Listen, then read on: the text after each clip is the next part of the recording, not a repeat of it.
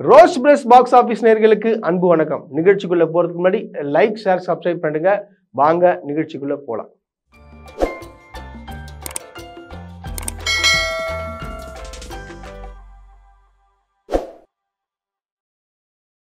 அதாவது படத்து மேல ரொம்ப கவனம் செலுத்தி படத்தையே நீங்க காலி பண்றீங்க அப்படின்னு சொல்லிட்டு ஏகப்பட்ட ப்ரொடியூசர் கவுன்சில்ல இருந்து, தியேட்டர் கவுன்சில்ல இருந்து எல்லாமே முடிவு எடுத்து ஒரு விஷயம் நீங்க பண்ணிட்டு இருக்கீங்க.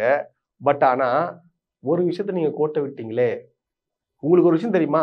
நேத்து, அதாவது முந்தா நேத்து பாத்தீங்கன்னா கிட்டத்தட்ட 4 புது படங்கள் ரிலீஸ் ஆயிடுச்சு. இது வரைக்கும் அந்த படத்தை பத்தி யாருக்குமே தெரியாது. ஏன்னா விமர்சனங்கள் போல, ப்ரமோஷன் இல்லை, எதுவுமே இல்லை. இன்னொரு விஷயம் என்னன்னு பாத்தீங்கன்னா, படம் ரிலீஸ் ஆயிருக்கு. எந்தெந்த படம் பாத்தீங்கன்னா புது படங்கள் ரிலீஸ் ஆகல. வல்லவன், சிலம்பாட்டம் போன்ற ரீரிலீஸ் படம் ரிலீஸ் பண்றாங்க. அப்புறம் என்ன முக்கியத்துவம் கொடுக்குறீங்க நீங்க படத்துக்கு? நான் கேட்குறேன், என்ன முக்கியத்துவம் கொடுத்தீங்க? எல்லா தேட்டர்லவே போனீங்கன்னா எனக்கு தொழில் ரொமான்ஸ்ன்ற ஒரு படம் வந்திருக்கு. அந்த படத்துக்கு இந்த தேட்டர்ல ரிலீஸ் ஆகல, எல்லா ஷோவும் கேன்சல் பண்ணிட்டாங்க. ஏன்னு கேட்டா ஆட்கள் வரது இல்லையா? ஏன் ஆட்கள் வரல? ப்ரமோஷனே பண்ணலையே. நீங்க தான் யூடியூபர்ஸே உள்ள விட மாட்டீங்களே, அப்புறம் எப்படி வருவாங்க? அது ஒரு நல்ல படம். ஆக்சுவலா பாத்தீங்கன்னா அந்த படம் காமெடியான படம். உங்களை போர் அடிக்க வைக்காது. வெள்ளி, சனி, ஞாயிறு 3 நாளும் பாத்தீங்கன்னா 3 ஷோ தான் ஓடி இருக்கேன் தவிர மற்ற ஷோல ஓடவே இல்லை. ஏன்னா ஆள் வரலன்னு சொல்லி கேன்சல் பண்ணிட்டான். அது ஏன் அது? அப்ப இந்த படத்துக்குலாம் மட்டும் எப்படி நீங்க ப்ரமோஷன் பண்ணுவீங்க? அப்புறம் யூடியூபர்ஸ் வரவானான்னு சொல்றீங்களே. இப்ப அந்த 4 படம் லாஸ் ஆயிருக்கு. இது காரணம் யார்? தயாரிப்பாளர் சங்கத்துல இருந்து பேசினார்ல, அவர்லாம் திருப்பூர் சுப்பிரமணியம், அப்புறம் தனஞ்சய் எல்லாம் பேசினாரு. இவங்களுக்கு பதில் சொல்ல முடியுமா? நீங்க என்ன பண்ணனா 4 படம் 5 படம் ரிலீஸ் ஆச்சுன்னா நீங்க எப்படி ஒரு தியேட்டரை ரிலீஸ் பண்ண சொல்லுவீங்க?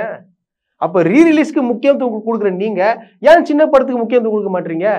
எனக்கு தொழில் ரொமான்ஸ் நல்ல படம், பராரி நல்ல படம். இந்த 2 படங்களுக்கு முக்கியத்துவம் கொடுக்காத காரணம் என்ன?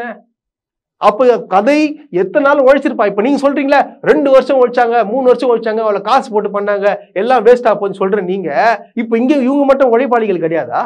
இது நல்ல கதை கிடையாதா? இது நீங்க சொல்ல முடியுமா?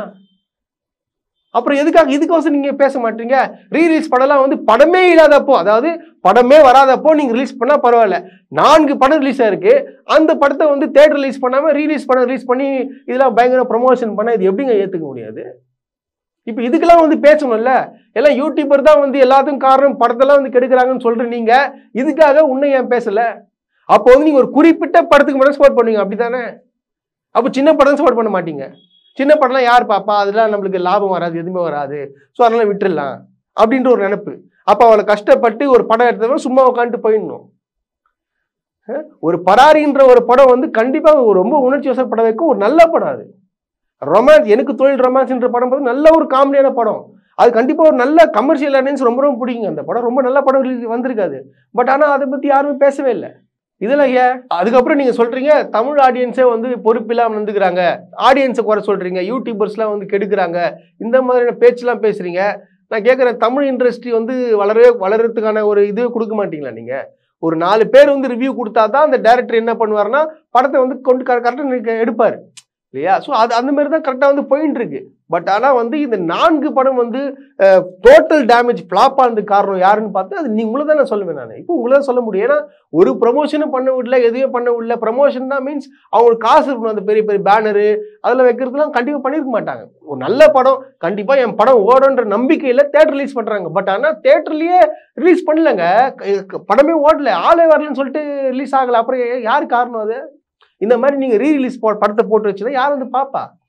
ஸோ இதெல்லாம் தயவு செய்து தவிர்க்கணும். இதெல்லாம் ஏற்றுக்கவே முடியாது. இந்த அளவுக்கு ஒரு சினிமாக்காக பயங்கர பொங்குற நீங்க இதுக்காக ஏன் பொங்க மாட்டீங்க? இந்த மாதிரியான படங்கள் வளர்ந்தாதாங்க தமிழ் இண்டஸ்ட்ரி மேலே போகும். ஒரு சின்ன சின்ன படங்களுக்கு முக்கியத்துவம் கொடுக்கணும்.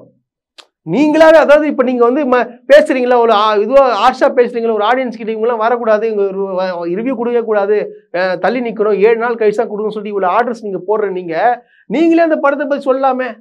இந்த படங்கள் நல்லா இருக்கு, இதெல்லாம் வந்திருக்கு, தியேட்டருக்காரன்னு சொல்லி ரிலீஸ் பண்ண சொல்லாமே. ஏன் நீங்க பண்ண மாட்டீங்க?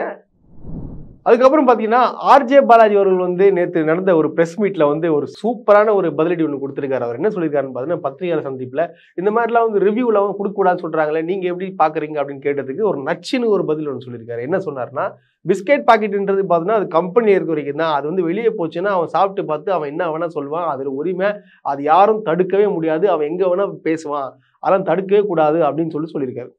சிறப்பாக சொல்லியிருக்காரு. ஸோ வந்து இதுதான் உண்மை, இதுதான் ஃபேக்ட். ஒரு படத்தை ஓட வைக்கிறதும் நல்ல படத்தை ஓட வைக்கிறது தான் வந்து தமிழ் ஆடியன்ஸோடைய கடமை, அவங்க பொறுப்புங்க. ஏன்னா படத்தை விரும்பி தான் வந்து பார்க்குறாங்க இல்லையா. அவன் வந்து கண்டிப்பாக வந்து படத்தை காப்பாற்றுவான், வந்து எந்த காழ்ப்புணர்ச்சியும் ஒன்று இருக்காது. பட் ஆனால் வந்து நீங்கள் இப்படி பேசுனது தப்பு. நீங்கள் பேசி பேசி என்ன ஆச்சுன்னு பார்த்தீங்கன்னா, அதாவது புது படங்களுக்கு வந்து விமர்சனம் வந்து எல்லாம் யூடியூபர்ஸ்லாம் வந்துட போகிறாங்கன்னு சொல்லிட்டு நிறைய தேட்டரில் என்ன பண்ணியிருக்காங்கன்னா வந்து ரீரிலீஸ் படத்தை போட்டிருக்காங்க. ரிலீஸ் படம் போட்டது என்ன ஆச்சு, புது படங்களுக்கு வந்ததுக்கு இடம் தெரியாம போச்சுங்க. அது ஒரு நல்ல படம் அழிச்சதுக்கு காரணம் யாருன்னு பார்த்தா நீங்க தான். அது